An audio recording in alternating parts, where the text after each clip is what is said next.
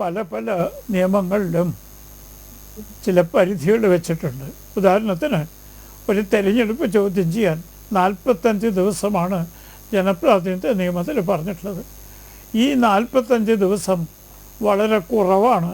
കാരണം 5 ലക്ഷം വോട്ടർമാരെ അഭിമുഖീകരിച്ച് എനിക്ക് ആ തെരഞ്ഞെടുപ്പ് റദ്ദ് ചെയ്യാൻ വേണ്ട കാര്യങ്ങൾ സമ്പാദിക്കാൻ ഈ 45 ദിവസം പോരാ എന്ന് പലപ്പോഴും ഉണ്ട്. എൻ്റെ സുഹൃത്ത് ആസഫ് അലി പറയണത് കേൾക്കുന്ന ജഡ്ജിക്ക് അത് 60 അധികാരമുണ്ടോ? ഉണ്ടോ? ഇല്ലല്ലോ. അത് നിയമനിർമ്മാണ മേഖലയിൽ വരുന്നല്ലേ. വാസ്തവത്തിൽ അങ്ങനെ ഒരുപാട് നിയമങ്ങളിൽ സമയപരിധി വെച്ചിട്ടുണ്ട്. ആ സമയപരിധി പലപ്പോഴും അപര്യാപ്തമാണ് എന്ന് നമുക്ക് അനുഭവത്തിൽ വരുന്നുണ്ട്. എത്രയോ തിരഞ്ഞെടുപ്പ് കേസിൽ ഹാജരാവാൻ എനിക്ക് ഭാഗ്യമുണ്ടായിട്ടുണ്ട്. പലപ്പോഴും തോന്നിയിട്ടുണ്ട് ഈ 45 ദിവസം കുറവാണ്. കാരണം സാക്ഷികളെ കണ്ടുപിടിക്കണം, അഴിമതി പ്രവൃത്തികളുടെ തെളിവ് വേണം. ഒരു 45 ദിവസമൊന്നും സിവിൽ കേസ് കൊടുക്കാൻ പോലും 90 ദിവസം സമയമുണ്ട്.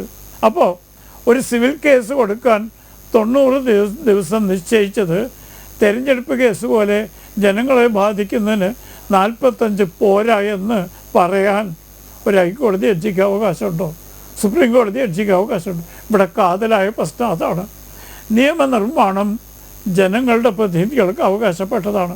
അവരെത്ര മോശക്കാരാവട്ടെ, എന്ത് ക്രിമിനൽ കേസിൽ പ്രതികളാവട്ടെ, നിയമനിർമ്മാണം നമ്മുടെ ജനങ്ങൾ, നാം ഇന്ത്യക്കാരായ നാം ജനപ്രതിനിധികളെയാണ് ഏൽപ്പിച്ച് ആ ചുമതലയും ഉത്തരവാദിത്വവും ജഡ്ജിമാർ ഏറ്റെടുക്കുന്നത് നമ്മുടെ ഭരണഘടന വിവക്ഷ ചെയ്യുന്നില്ല.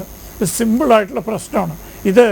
ഭരണഘടന പ്രകാരം 3 മാസം നിശ്ചയിക്കാൻ ഏത് അനുച്ഛേദമാണ് നമ്മുടെ സുപ്രീം കോടതി ജഡ്ജിമാരെ അധികാരപ്പെടുത്തുന്നത് എന്നുള്ളതാണ് പ്രശ്നം. അല്ലാതെ തമിഴ്നാട് ഗവർണർ ശരിയാണോ, ആരിഫ് മുഹമ്മദ് ഖാൻ ചെയ്തത് ശരിയാണോ, ഇതല്ല ഇവിടുത്തെ പ്രശ്നം. ഇത് ജഡ്ജിമാർക്ക് വഴങ്ങിക്കൊടുത്താൽ ഭരണഘടന ലേഖനം ചെയ്യുന്നത് പോലത്തെ റിസൾട്ടാവും.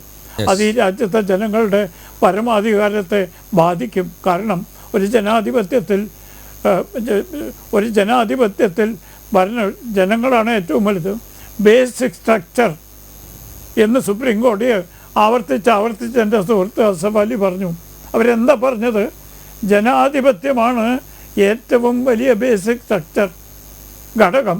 അപ്പോൾ ആ ജനാധിപത്യത്തിന് വിരുദ്ധമായി നിർണയിക്കേണ്ട ആളുകൾ തന്നെ ഗോപാലകൃഷ്ണൻ പറഞ്ഞ പോലെ റഫറി ഗോൾ അടിക്കുന്ന ഒരു സംഭവം വന്നാൽ അത് ശരിയാണ് എന്ന് ഭരണഘടനയെ ഉയർത്തിപ്പിടിക്കാൻ ആഗ്രഹിക്കുന്ന ആളുകൾ എങ്ങനെ പറയും? ഇതാണ് ഇവിടുത്തെ പ്രശ്നം. ഓക്കെ, ഭരണഘടനാ പദവികളെ ഡിക്റ്റേറ്റ് ചെയ്യാൻ സുപ്രീം കോടതിക്ക് പരമാധികാരമുണ്ടോ എന്നുള്ളതാണ് ചോദ്യം. സുപ്രീം കോടതിയിൽ ഭരണഘടനാ ബെഞ്ചിരിക്കെ 2 ജഡ്ജിമാർ ഇരുന്ന് ഭരണഘടന തിരുത്തുകയാണെങ്കിൽ പാർലമെൻറ്റ് എന്തിന് എന്ന ചോദ്യം പ്രസക്തമാണ്. ഭരണഘടനാ പദവികളിലിരിക്കുന്നവർക്ക് സുപ്രീം കോടതി മൂക്ക് കയറിടുകയാണെങ്കിൽ അതുണ്ടാക്കുന്ന നിയമപ്രശ്നങ്ങൾ ഗുരുതരമാണ്. തമിഴ്നാട് ഗവർണറെ നിഷ്പ്രഭനാക്കിക്കൊണ്ടുള്ള സുപ്രീം കോടതി വിധി ഭരണഘടനാ ബെഞ്ചിൻ്റെ പുനഃപരിശോധനയ്ക്ക് വിധേയമാക്കപ്പെടാനുള്ള സാധ്യതയാണ് നിലനിൽക്കുന്നത്.